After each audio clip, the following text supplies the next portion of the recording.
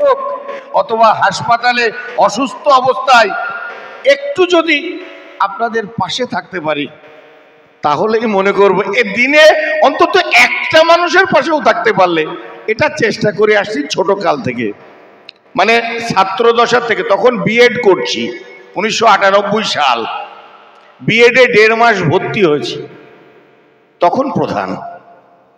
এই 27 বছর রানিং, মানে 6টা নির্বাচন। তো আপনাদের সকলের উদ্দেশ্যে বলি, যদি কোনো প্রকারের কোনো কাজে লাগতে পারি, এমনি আমি অত্যন্ত পাপী বান্দা, ইসলামের পথে এখনো অনেকটাই পৌঁছাতে পারিনি। আপনাদের দোয়ায় যদি সে পথে পৌঁছাতে পারি তাহলে তো অবশ্যই চিরধন্য হব। তবু আপনাদেরকে বলি, যদি কোনো উপকারে আসতে পারি, আমাদের সোপার সাহেবের কাছে নাম্বার আছে বা আপনাদের কাছেও আছে, না থাকলে নাম্বারটাও রেখে দেবেন।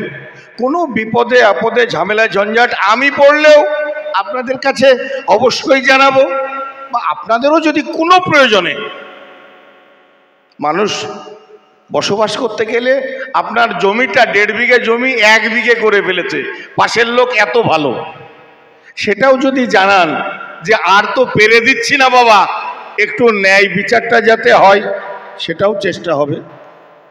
বা অন্যান্য আনুষঙ্গিক অনেক প্রকারের সমস্যা নিয়ে, মানুষ সমস্যাবহুল জীবন নিয়ে বসবাস করছে, একটু চেষ্টা করব।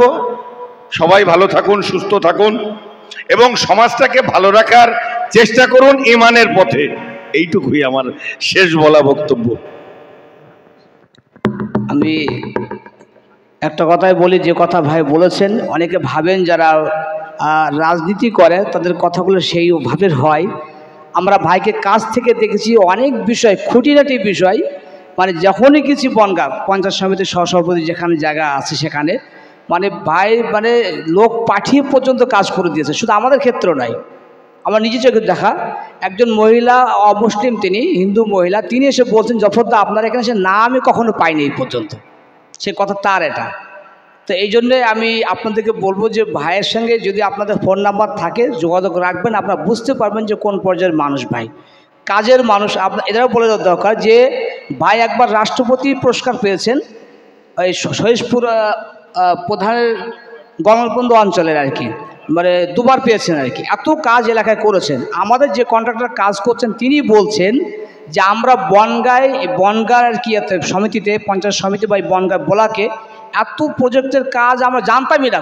জফরদা যখন এসছেন আজিব আজিব কাজ সবই নিয়ে এসছেন, এত কাজ এলাকায় হচ্ছে কল্পনা করা যাবে না। এই জন্যে ভাইয়ের জন্য দোয়া করবেন, আল্লাহ ভাইকে এইভাবে সমাজসেবামূলক কাজ করার তৌফিক দান করুক, তাকে সঠিক পথে টিকিয়ে রাখুক।